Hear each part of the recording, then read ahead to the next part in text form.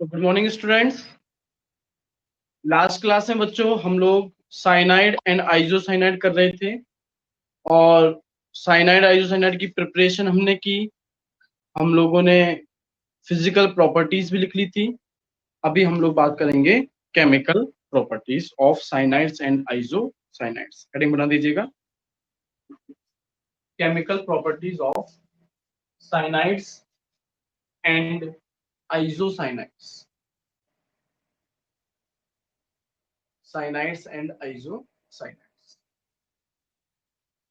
सबसे पहली है बच्चों थार्प, THARP, थार्प रिएक्शन।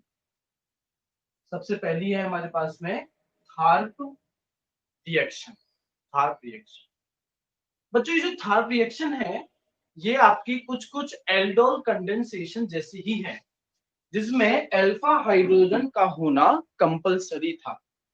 तो यहां आपको दो एक जैसे साइनाइड लेने हैं। आप देख रहे हैं कि इनमें से किसी भी एक का अल्फा हाइड्रोजन, ये रहा, मैंने इस वाले का अल्फा हाइड्रोजन ओपन करके दिखाया है। कार्बन और नाइट्रोजन में से ये अल्फा हाइड्रोजन आप नाइट्रोजन को दे दीजिए, तो नाइट्रोजन जो ट्रिपल बॉन्ड N है अब वो बन जाएगा डबल बॉन्ड NH, जिसको आप बोलते हैं इमाइनो।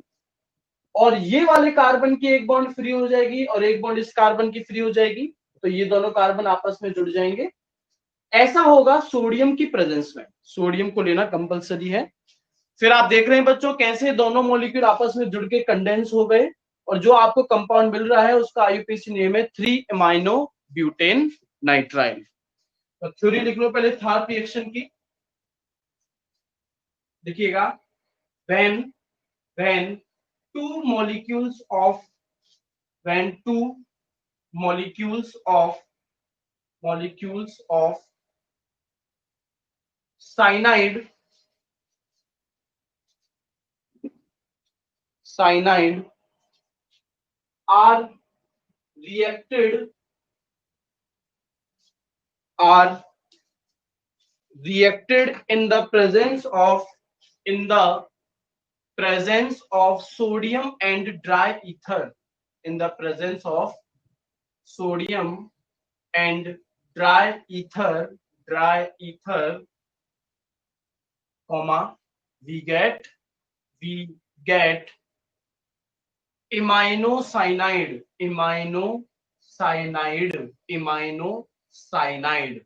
full stop. This is called Tharp reaction.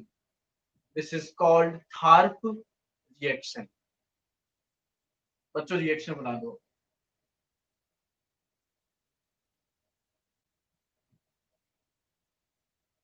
और बच्चों गणेश चतुर्थी की शुभकामनाएं आप सभी को। आई होप इस साल में जो भी आपका नुकसान हुआ हो वो अब आने वाले समय में पूरा हो जाए।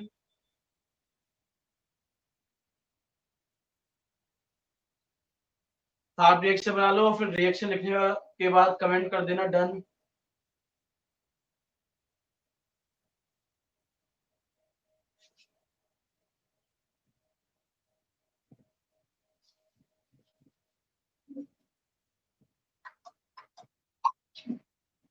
ठीक है, मेरे पास में एक कमेंट आ गया है बच्चों।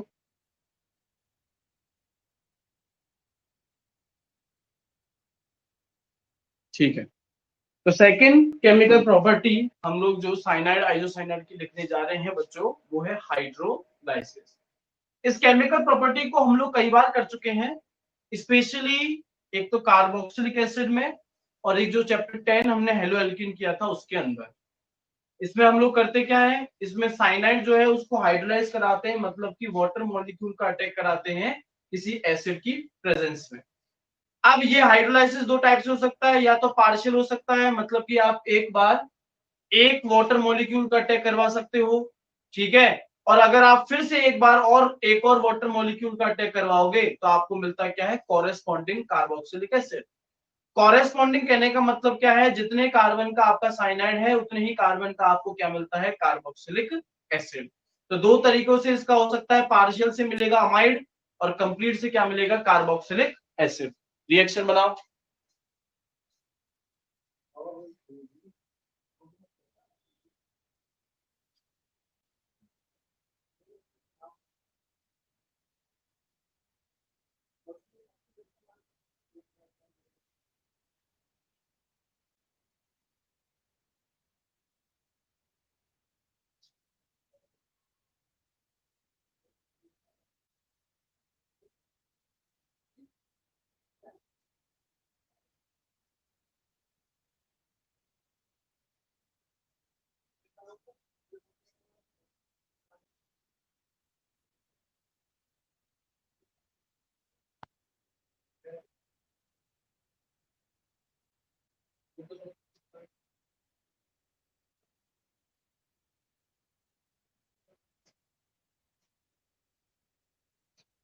हाँ जी बच्चों, मेरे पास कमेंट आ गए हैं, तो आपने हाइड्रोलाइसिस का जरूर लिख लिया होगा। तो ध्यान रहे, इसमें कार्बोक्सिलिक एसिड की प्रिपरेशन भी हो जाएगी आपके पास, और साइनाइड बनाने के लिए हमने रिएक्शंस देखी हैं, जिनमें अगर अल्काइल हैलाइड हो तो आप केसीएन का अटैक करवा के साइनाइड बना सकते हैं, जिसकी हेल्प से एक कार्बन जो है वो आपका बढ़ जाएगा, स्टेप अप रिएक्शन हो जाएगी।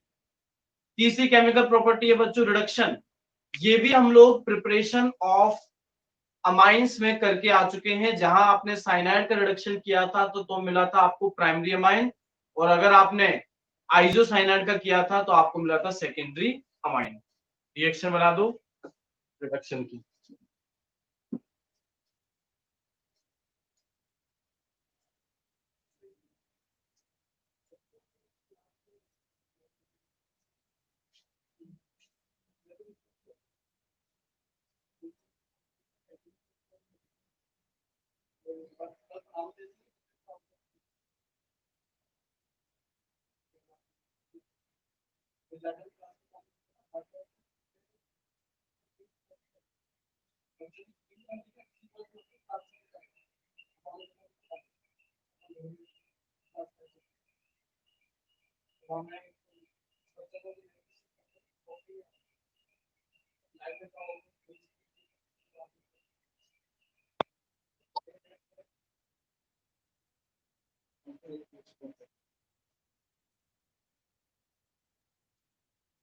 हाँ जी बच्चों, तो रिडक्शन वाली रिएक्शन आप लोगों ने लिख ली होगी। नेक्स्ट फोर्थ केमिकल प्रॉपर्टी जो है वो है रिएक्शन विद ग्रिगनार्ड रिएजेंट। ये भी हम लोगों ने preparation of aldehyde and ketone में देखी है। बच्चों आरसीएन में कार्बन पॉजिटिव चार्ज है, नाइट्रोजन नेगेटिव है। ग्रिगनार्ड के अंदर जो अल्काइल ग्रुप है वो नेगेटिवली चार्ज होता है और एमजी पॉजिटिवली। तो आप समझ सकते हैं कि अब ये नेगेटिवली चार्ज अल्काइल ग्रुप कहा जाएगा कार्बन पर, पॉजिटिवली चार्ज मैग्नीशियम कहा जाएगा नाइट्रोजन पर। तो आपको ये एक बीच में इंटरमीडिएट मिल जाएगा। अब जब आप इसका हाइड्रोलाइसिस करवाओगे, मतलब वाटर के साथ इसकी रिएक्शन करवाओगे, तो देखो वाटर से H2, ये H2 इस नाइट्रोजन के साथ चले जाएंगे, और यहाँ Mg पर एक तरफ आपको क्या मिल जाएगा NH2, और जो बच गया था ऑक्सीजन वो इस कार्बन से जुड़ जाएगा, और क्या मिल जाएगा बच्चों आप लोगों को कीटोन। रिएक्शन लिख लीजिए।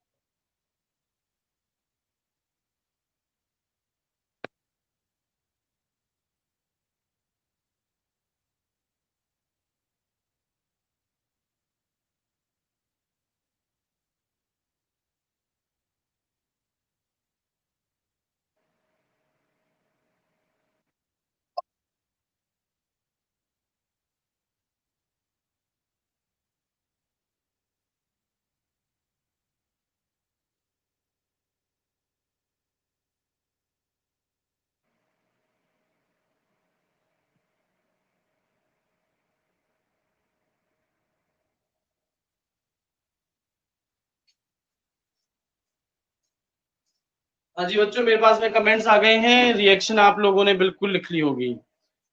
फिफ्थ और बच्चों आखिरी केमिकल प्रॉपर्टी है क्लोरीनेशन।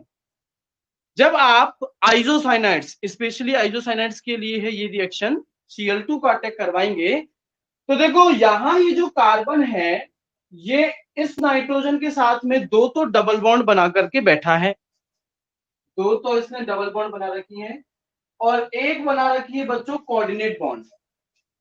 तो यहां से ये कोऑर्डिनेट बॉन्ड तो टूट जाएगा। अगर ये बॉन्ड टूट गया तो इस कार्बन की दो वैलेंसी फ्री हो गई, और ये दोनों क्लोरीन इस कार्बन से जुड़ के उस कार्बन की दोनों वैलेंसीज को जस्टिफाई कर देंगे। ठीक है, रिएक्शन बना लीजिए बच्चों।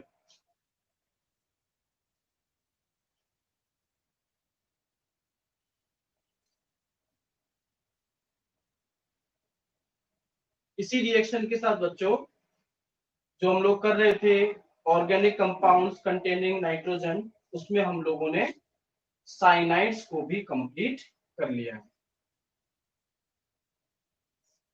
सिर्फ 2 फंक्शनल ग्रुप अब हमारे पास में बचे हैं इस चैप्टर में, और आपकी ऑर्गेनिक केमिस्ट्री का जो मेजर पार्ट है, जो 4 सबसे बड़े चैप्टर्स थे, जो सबसे इंपॉर्टेंट चैप्टर्स थे, वो आपके खत्म हो जाएंगे। अगला नाइट्रोजन कंटेनिंग फंक्शनल ग्रुप जो हम लोगों को कवर करना है वो है बच्चों यूरिया। इसको मैं मिटा रहा हूं और हेडिंग आपको बना देनी है यूरिया।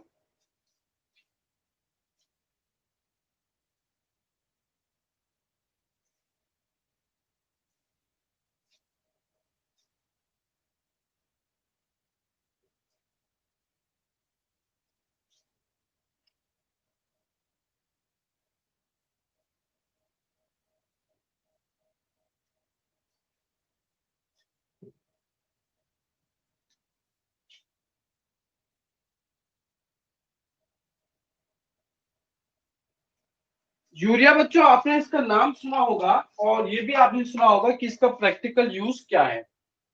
यूरिया जो है वो फर्टिलाइजर्स बनाने के लिए इस्तेमाल में लिया जाने वाला एक बहुत इंपॉर्टेंट कंपाउंड है।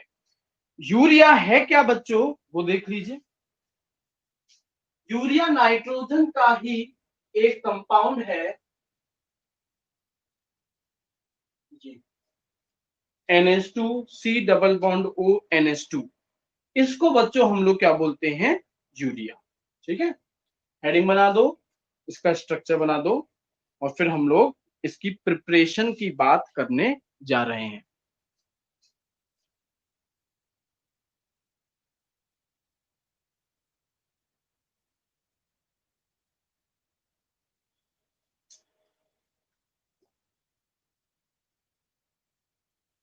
प्रिपरेशन में सबसे पहला है वोहलर्स मेथड।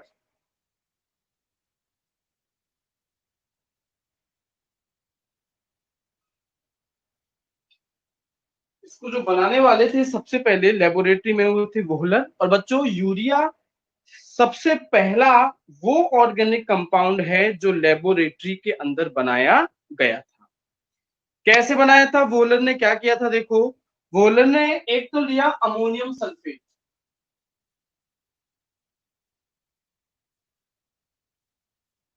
और साथ में लिया पोटेशियम साइनेट, और इन दोनों को रिएक्ट होने के लिए छोड़ दिया। यहां डबल डिस्प्लेसमेंट रिएक्शन हुई, पोटेशियम अमोनियम की जगह जाएगा, अमोनियम जो है वो पोटेशियम की जगह आएगा, तो आपको क्या मिल जाएगा, एक तो मिल जाएगा पोटेशियम सल्फेट, और बच्चों आपको क्या मिल जाएगा, अमोनियम साइनेट। क्या मिल जाएगा, अमोनियम साइनेट। फिर वोहलर ने अमोनियम साइनेट को गर्म किया, और गर्म करने पर ये इसमें रीअरेंजमेंट हुआ, एटम्स इधर से इधर हुए, और आपको मिल गया NH2CO NH2, जिसको भी हम लोग क्या कहते हैं, यूरिया। ठीक है, रिएक्शन लिख लो, नाम जरूर लिख लेना, ये अमोनियम सल्फेट है, इसको बोलते हैं potassium cyanate. Potassium cyanate, CYANATE, potassium cyanate.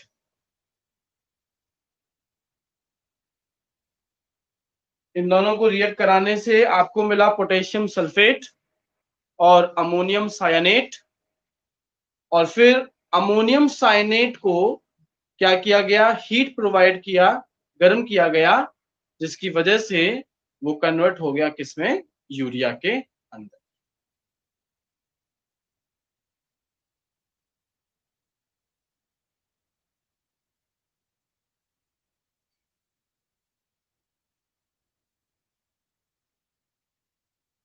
Second method है लेबोरेटरी मेथड।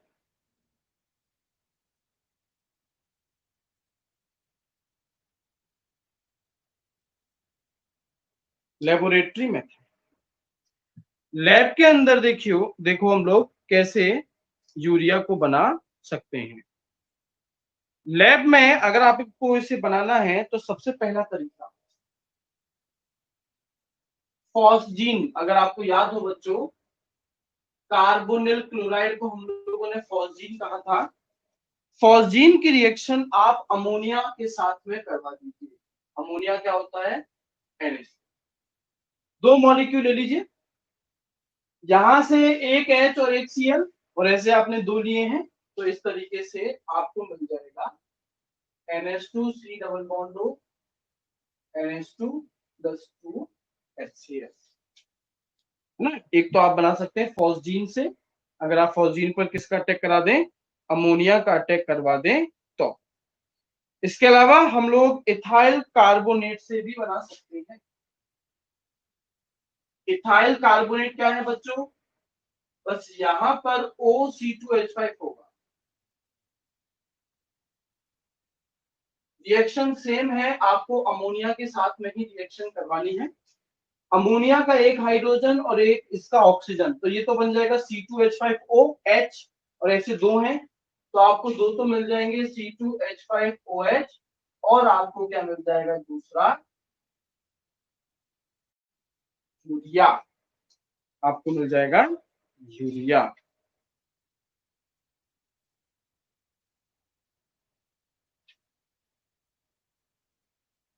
रिएक्शन बनाओ।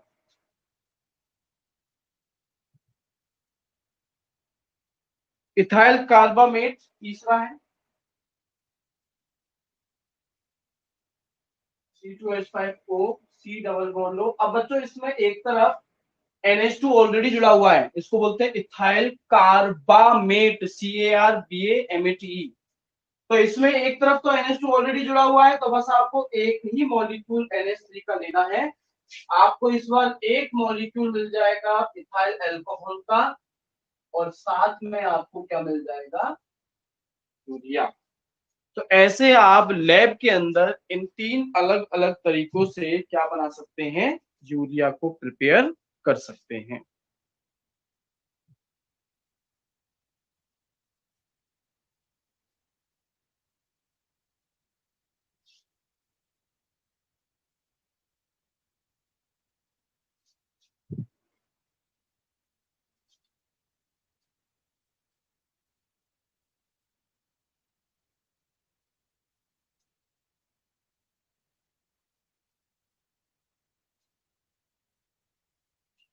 कमेंट कर देना बच्चों जब आप बना ले।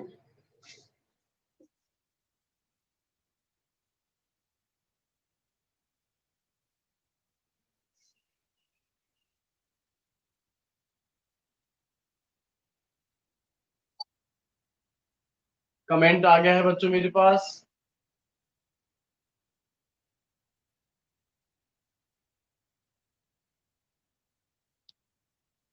चलो अच्छी बात है, कमेंट आ गए हैं मेरे पास में। हाँ जी। नेक्स्ट जो बच्चों प्रिपरेशन है वो है कॉमर्शियल मेथड। तीसरा जो प्रिपरेशन है,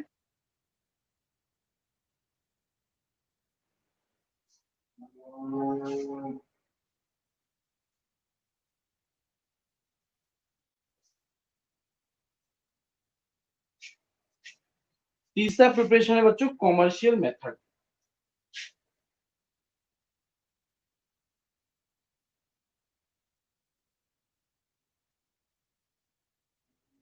कॉमर्शियल मेथड का मतलब है इंडस्ट्रियल मेथड, कि अगर आपको बहुत ज्यादा लार्ज स्केल पर प्रोड्यूस करना है यूरिया, तब आप किस रिएक्शन का सहारा लेते हैं? देखो बच्चों, कॉमर्शियल मेथड ये है कि आप CO2 कार्बन डाइऑक्साइड और अमोनिया, इन दोनों को हीट कीजिए। कार्बन डाइऑक्साइड और अमोनिया को अगर आप बच्चों क्या कर देते हैं, हीट कर देते हैं, तो ये बन जाता है आपका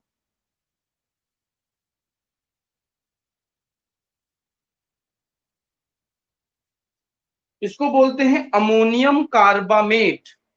इसको हम लोग बोलते हैं अमोनियम कार्बामेट।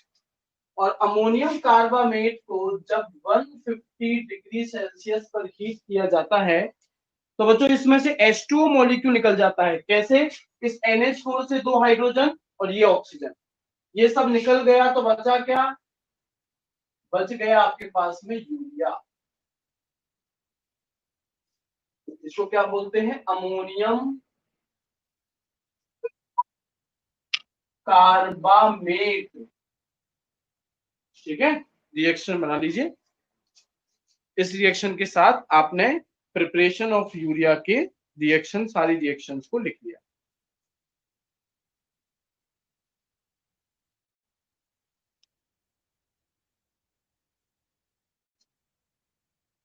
चलो बहुत बढ़िया, मेरे पास में कमेंट आ गया है।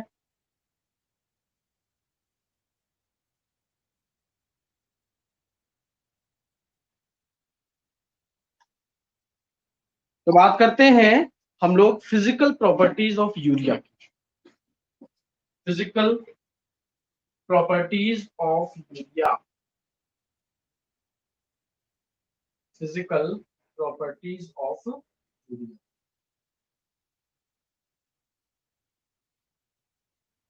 फर्स्ट पॉइंट है, it is white crystalline solid.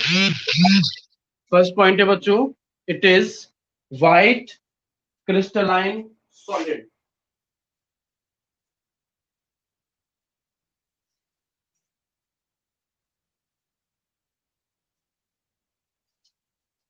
Second point, melting point लिखो इसका। Melting point is 132 degree Celsius. Melting point is 132 degree Celsius. 32 degree Celsius.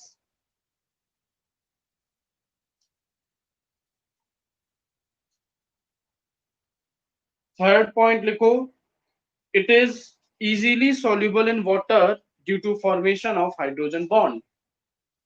It is easily soluble in water due to formation of hydrogen bond. Hydrogen bond. ठीक है, तो ये थी physical properties urea की। अभी हम लोग करेंगे chemical properties of urea. Chemical properties of urea. Chemical properties of urea. जो पहली केमिकल प्रॉपर्टी है वो है रिएक्शन विद नाइट्रस एसिड।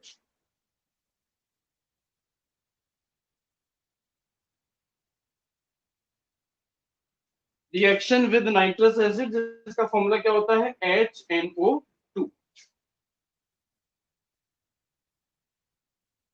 जब हम लोग यूरिया की रिएक्शन करवाते हैं नाइट्रस एसिड के साथ, तब बच्चों हमें तीन चीजें मिलती हैं। तीन चीजें में से एक तो क्या है? CO2। एक है आपके पास में डाई नाइट्रोजन, और एक है बच्चों आपके पास में वाटर वेपर। तीनों ही गैसेस स्टेट में है।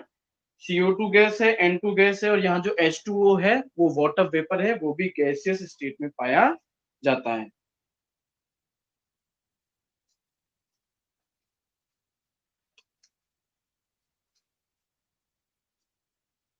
सेकंड, दूसरी केमिकल प्रॉपर्टी है बेसिक नेचर।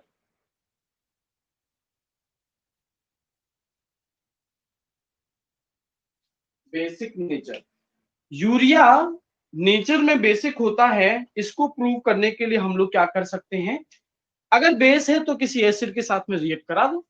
ठीक है, जैसे कि यूरिया आपने लिया NH2CONH2। बेस जो है बच्चों वो हम लोगों, एसिड हम लोगों ने ले लिया HNO3 नाइट्रिक एसिड। तो ये हमें कंपाउंड बना करके देता है NH2CONH2 डॉट HNO3।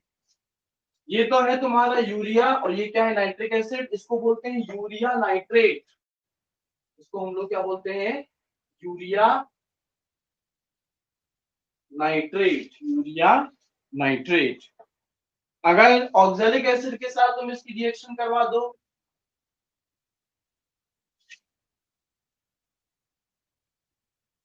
ये होता है ऑक्जेलिक एसिड। ऑक्जेलिक एसिड का फॉर्मूला देखो क्या है, C2H2O4। तो आपको जो कंपाउंड मिलता है वो क्या होगा, डॉट C2H2O4। इसको आप बोल देंगे यूरिया ऑक्जेलेट। यूरिया ऑक्जेलेट, अगर ऑक्जेलिक एसिड के साथ में तुमने रिएक्शन करवाई तो।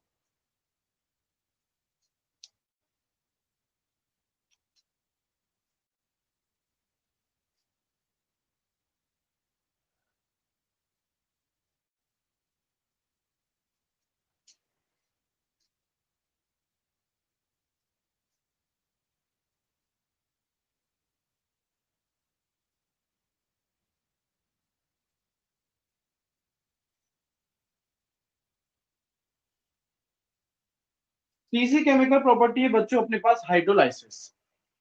हाइड्रोलाइसिस तीन अलग अलग मीडियम्स में हम लोग देखते हैं, एक एसिडिक मीडियम, एक आपका बेसिक मीडियम, और एक बच्चों आपका न्यूट्रल मीडियम।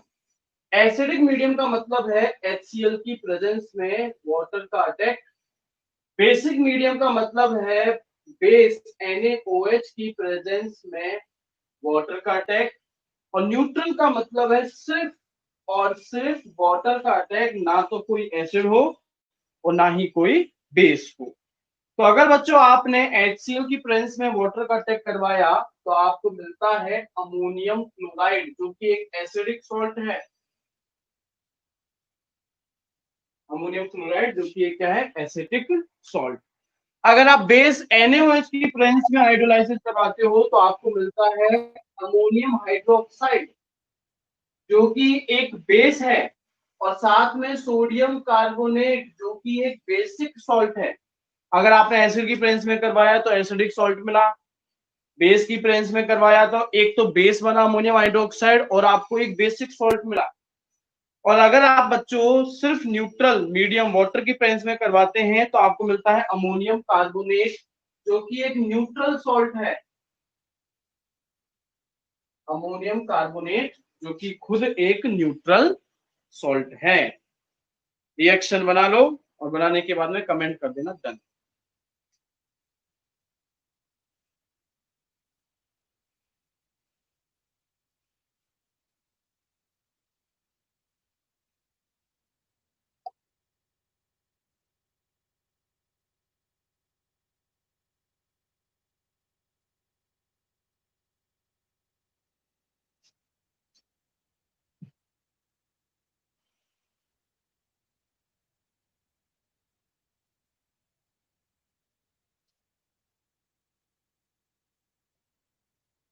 कमेंट मेरे पास में आ गए हैं, चलो अच्छी बात है। नेक्स्ट, अगली जो हम लोग केमिकल प्रॉपर्टी करने जा रहे हैं वो है reaction with di carboxylic acid.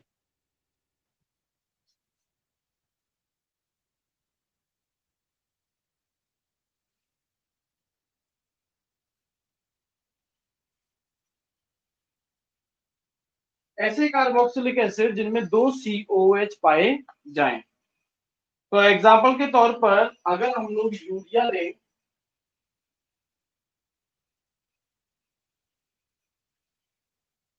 और इसकी रिएक्शन मेलोनिक एसिड के साथ करा दें,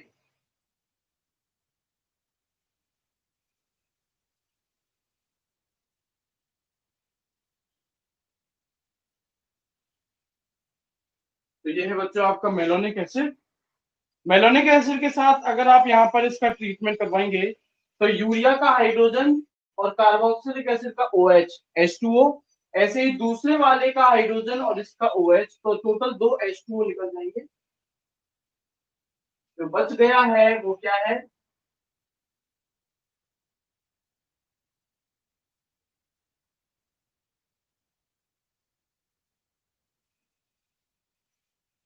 वो है बच्चों ये कंपाउंड जिसका नाम है बारबीट्यूरिक एसिड। बारबीट्यूरिक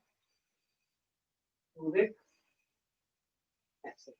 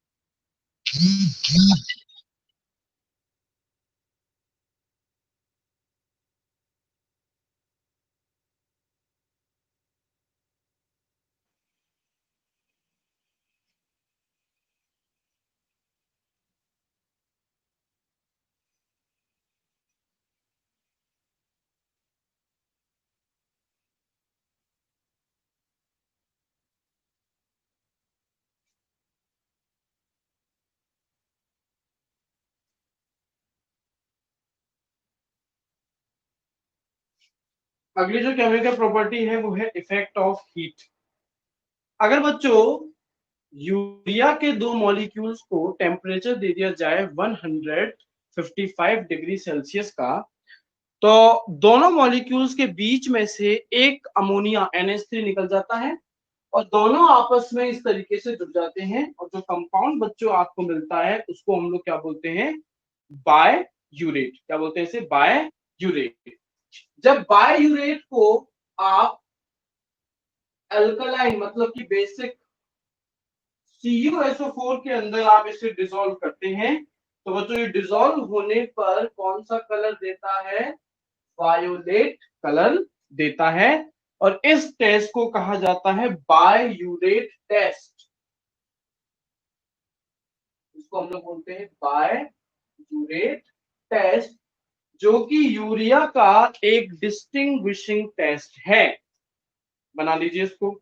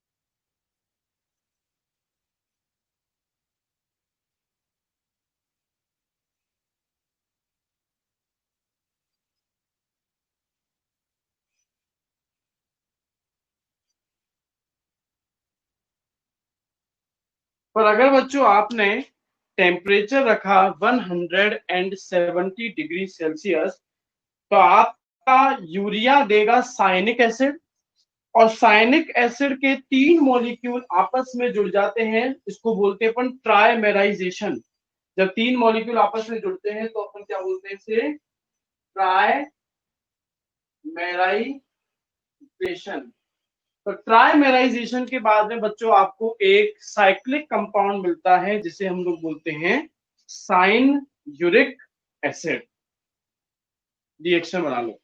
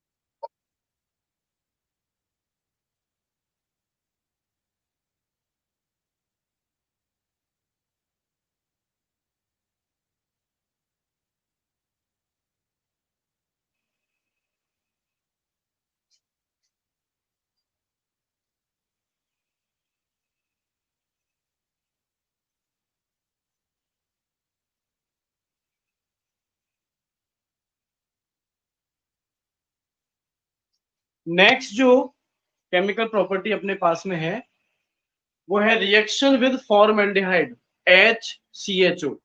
इसको हम लोग बोलते हैं बच्चों formaldehyde. Reaction with formaldehyde HCHO। तो बच्चों जब आप यहाँ ट्रीटमेंट करवाते हैं फॉर्मल्डिहाइड के साथ, तो देखो दो फॉर्मल्डिहाइड के मॉलिक्यूल लिए हैं, दो NH2 ग्रुप मौजूद है।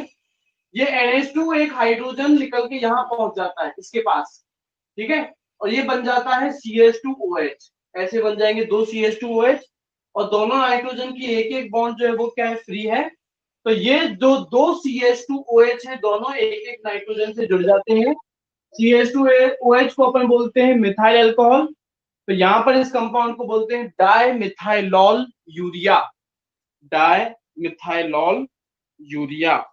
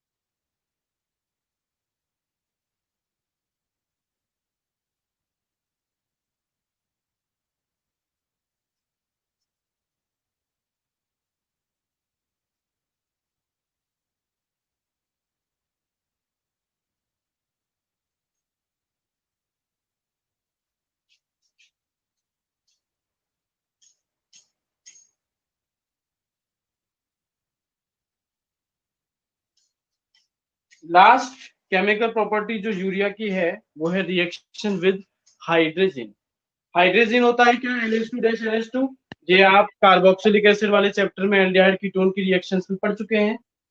तो जब आप इन दोनों का ट्रीटमेंट करवाते हैं तो देखो ये दोनों आपस में मिलकर के NH3 निकाल देते हैं। कैसे, यहां से NH2 और एक इसका हाइड्रोजन NH3 निकल गया, बच क्या गया, यहाँ पर तो NH और इस NH के बाद में NH2, तो यहाँ NH से जुड़ जाएगा NH2, जिसको आपने कार्बोनिल कंपाउंड्स के अंदर क्या कहा था, सेमी कार्बेजाइड।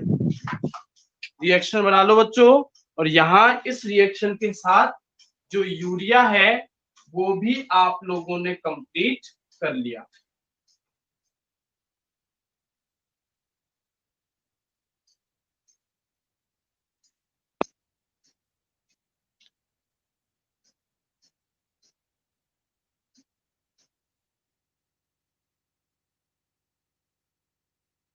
अब बच्चों इस चैप्टर में हम लोग जो कर रहे थे कि ऑर्गेनिक कंपाउंड्स कंटेनिंग नाइट्रोजन, इसमें आपके पास सिर्फ एक फंक्शनल ग्रुप रह गया है, और वो फंक्शनल ग्रुप है आपका नाइट्रो।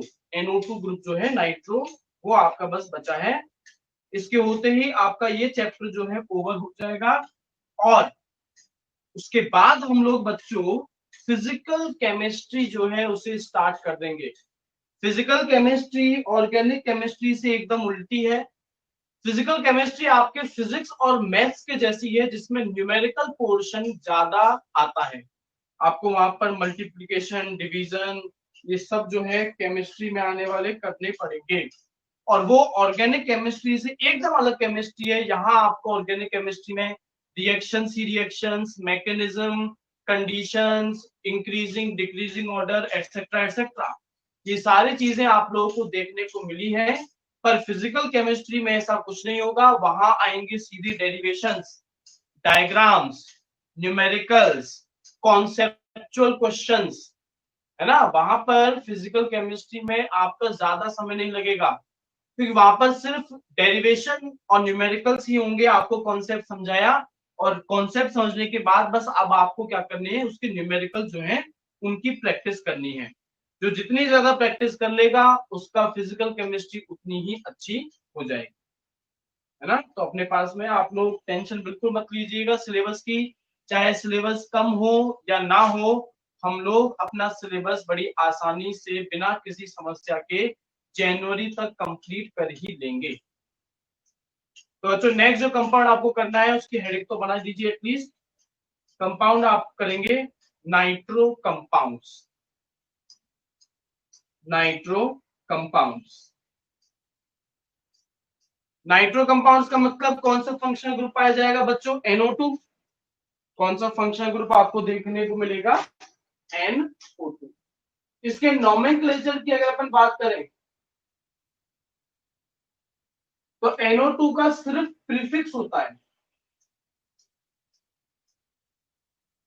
और वो प्रीफिक्स क्या है? जो इसका नाम है, क्या है? नाइट्रो। कोई सफिक्स नहीं है, सिर्फ क्या होता है इनका? प्रीफिक्स। और प्रीफिक्स क्या है? नाइट्रो। एग्जाम्पल के तौर पर हमारे पास में ये कंपाउंड है, इसका नाम हो जाएगा नाइट्रोमीथेन। नाइट्रोमीथेन।